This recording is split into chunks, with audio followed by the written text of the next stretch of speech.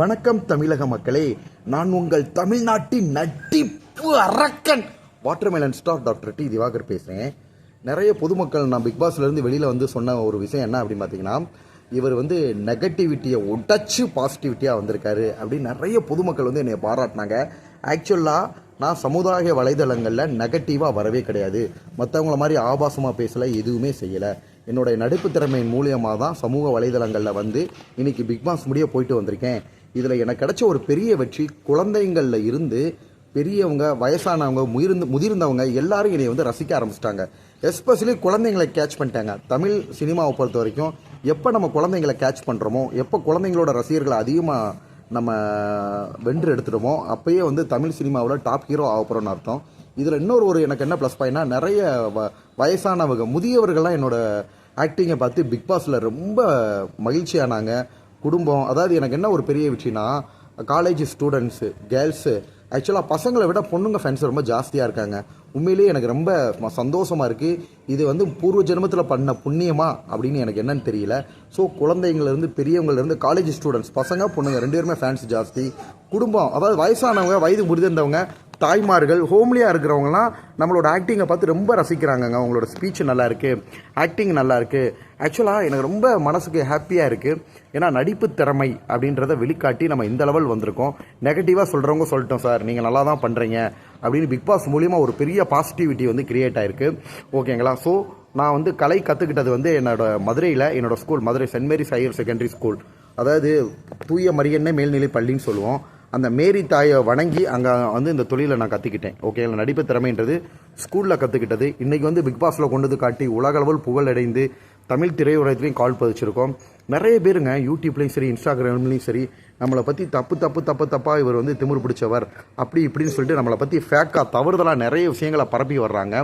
So வளர்ச்சி அடைய நம்ம முகத்தை காமிச்சா அவங்களுக்கு பிஸ்னஸ் ஆகும், யூடியூப்பில் வியூவர்ஸ் வரும் அப்படின்றதுக்காக பலவிதமான விமர்சனங்கள். இப்போ பெரிய டாப் ஹீரோவுக்கு வராதது கிடையாது. விஜய் சாரை பற்றி, ரஜினி சாரை பற்றி நிறைய விமர்சனங்கள் தப்பாக போட்டுக்கிட்டே தான் இருக்காங்க.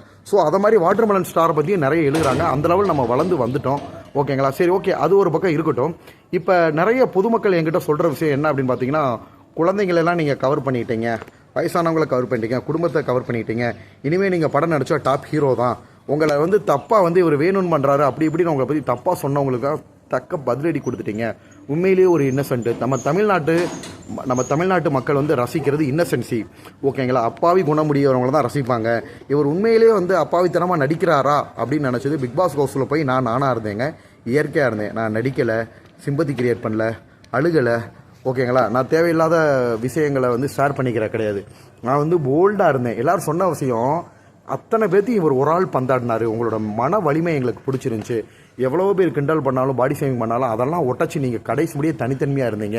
உங்களோட ப்ளே லேட்டஸ்ட்டாக வந்து ரவீந்தர் சார் என்னை பற்றி பேசியிருந்தார். அவர் எவ்வளோ பெரிய ப்ரொடியூசரு, பிக் பாஸோட எக்ஸ் கண்டஸ்டன்ட்டு ரவீந்தர் சார் இருக்கா இல்லையா, ஃபேட்மேன் யூடியூப் சேனல் வச்சுருக்கவர். அவரே என்னை வந்து பயங்கரமாக பாராட்டினார். இத்தனை சீசனில் இந்த மாதிரி ஒரு ஸ்ட்ராங் பிளேயரை பார்த்ததே இல்லை, இவர் தான் டைட்டில் வின்னர் அடிப்பார் அப்படின்னு மக்கள் லெவலில் பேசப்படுற லெவலு பிக் பாஸில் போய் நம்மளோட மன வலிமையை காமிச்சிருக்கோம். நாயம்னு தட்டி கேட்டுறான். நிறைய பொதுமக்கள் வந்து எனக்கு ஃபோன் பண்ணி என்ன சொல்கிறாங்கன்னா, சார் இவங்க பண்ண தப்பை நீங்கள் தட்டி கேட்குறப்ப நாங்கள் தட்டி கேட்ட மாதிரியே இருந்துச்சு, நீங்கள் வந்ததுக்கப்புறம் எங்களுக்கு பிக் பாஸ் இன்ட்ரெஸ்ட்டே குறைஞ்சிருச்சு, லைவ் பார்க்குறதெல்லாம் குறைச்சிட்டோம்னு ஒரு ஆள் 2 ஆள் இல்லைங்க. ஆக்சுவலாக நான் வந்து டைட்டில் வின்னர் அடிக்கணும் அப்படின்ற ஒரு எய்மையோடு போகவே கிடையாது. ஓகேங்களா? பட் இப்போ நான் வெயில் கார்டில் போனால் டைட்டில் வின்னர் அடிக்க அப்படின்ற ஒரு என்ன ரீசனா, மக்களோட எதிர்பார்ப்பு. மக்கள் நம்மளை இவ்வளோ இன்ட்ரெஸ்ட்டாக வச்சுருக்காங்க, நம்மளுக்கு இவ்வளோ செல்வாக்கு இருந்திருக்கு, அதிக ஓட்டுக்கள், எந்த பிஆர் டீமும் இல்லாமல் நம்ம அதிகமாக ஓட்டு வாங்கியிருக்கோம். ஓகேங்களா? ஈவன் நம்ம இன்ஸ்டாகிராம், ஃபேஸ்புக்கில் போய் ஓட்டு போடுங்கன்னு கூட சொல்லலை. எனக்கு பொதுமக்கள் தான் எனக்கு பிஆர் டீம். இளைஞர்கள், சிறுவர்கள், அவங்க என்னோட போஸ்ட்டை ஷேர் பண்ணி இது வந்து தானாக சேர்ந்த கூட்டம், தானாக விழுந்த ஓட்டு. எத்தனை பேருக்கு பிக் பாஸில் எந்த கண்டஸ்டண்ட்டு இந்த மாதிரி ஓட்டு வாங்கியிருக்காங்க சொல்லுங்கள் பார்ப்போம். ஒரு ஆள் சொல்லுங்கள் பார்ப்போம். நான் வெளியில் வந்ததுக்கப்புறம் பார்க்குறேன், இவங்க எல்லாருமே வந்து ஓட்டு போடுங்க நான் அவங்களுக்குன்னு ஒரு டீம் வச்சுருக்காங்க. என்ன ஓட்டு போடுங்கன்னு சொல்கிறதுக்கு என் சைட்லேருந்து யாருமே கிடையாது. பொதுமக்களோட அன்புனாலேயே நான் வந்து இவ்வளோ டாப்பில் இருந்திருக்கேன். பிக் பாஸில் முதல் 4 வாரத்தில் நான் தான் டாப் போட்டு.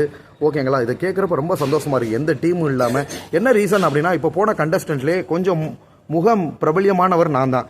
எல்லா மீடியாவிலேருந்து, சினிமாக்காரவங்கலேருந்து பொதுமக்களோட அதிகமாக பார்வையில் இருக்கிறது நான் தான். ஸோ எனக்கு ரொம்ப சந்தோஷமாக இருந்துச்சு. அதோட புகழ் இன்னும் அதிகமாக இருக்குது. பிக் பாஸில் போய் நம்மளோட ஒரிஜினாலிட்டி, நீதி, நேர்மை எத்தனை பேர் வந்தாலும் தட்டி கேட்பேன். அந்த என்னோட குணத்தை காமிச்சிச்சு, நம்மளோட நேர்மையை காமிச்சாச்சு, நம்மளோட இன்னசென்ஸியை காமிச்சாச்சு. ஓகேங்களா? திருப்பி சொல்ல வரேன், நிறைய சமூக வலைதளங்களில் ஒரு ஆள் 2 ஆள்னா பரவாயில்ல, பல்வேறு தரப்பட்ட மக்கள்கள் பல்வேறுபட்ட கருத்துக்களை நம்ம மேலே தவறாக வச்சுக்கிட்டு இருக்காங்க. எனக்கு பெரியவங்க கொடுத்த ஒரு விஷயம் வந்து, இதை நீங்கள் இப்போதைக்கு கண்டுக்கிறாமல் போங்க அப்படின்னாங்க. கண்டிப்பாக புலி பாயும். ஓகேங்களா? புலி பதுங்கிறது பாயிறதுக்கு. அதுக்கு முன்னாடி வந்து நான் என்னோட முன்னேற்ற பாதையை நான் சென்று கொண்டு போய்கிட்டே இருக்கிறேன். கண்டிப்பாக இந்த பொதுமக்களோட ஆதரவு நாளுக்கு நாள் அதிகமாகிட்டே போகும். இது வந்து தடுத்தே நிப்பாட்ட முடியாதுங்க. டக்குன்னு அந்த இதே வாட்டர்மெலன் ஸ்டார் டாப் லீடிங் ஹீரோவாக மாறலாம். யார் எப்போ எந்த மாதிரியா வாவாங்கன்றது யாருக்குமே தெரியாதுங்க. சூப்பர் ஸ்டார் நினச்சி பார்த்துருப்பாரா நம்ம டக்குன்னு இவ்வளோ பெரிய ஸ்டார் ஆகும்னு? இல்லை அஜித் சார் நினச்சிருப்பாரா, விஜய் சார் நினச்சிருப்பாரா? யாருமே நினச்சி பார்க்கல. இறைவனோட அனுகிரகம்னு ஒன்று இருந்துச்சுன்னா, மக்களோட ஆதரவு, இது 2 தான். இறைவனின் அனுகிரகம், இறைவனோட பிளெஸ்ஸிங்ஸு, 2வது வந்து மக்கள் ஆதரவு, இது 2 இருந்துச்சுன்னா நம்ம எந்த லெவல் ரீச் ஆகும்ன்றது நம்மளுக்கே தெரியாது. ஸோ எனக்கு ஓட்டளித்த வாக்களித்த அனைத்து மக்களுக்கும் நன்றி. நன்றி மக்களே. நம்மளை பற்றி நெகட்டிவாக பறக்கினவங்களுக்கு தக்க பதிலடி கொடுத்து இந்த வாய்ப்பை ஏற்படுத்திய விஜய் டிவிக்கும் ஜியோ ஹாட்ஸ்டாருக்கும் நன்றியை தெரிவிச்சுக்கிறேன். விஜய் சேதுபதி சாருக்கும் நன்றியை தெரிவிச்சுக்கிறேன். எல்லாத்துக்கும் மேலே பொதுமக்களுக்கு, தமிழக மக்கள் நன்றி தெரிவிச்சுக்கிறேன். நன்றி மக்களே. நன்றி, வணக்கம்.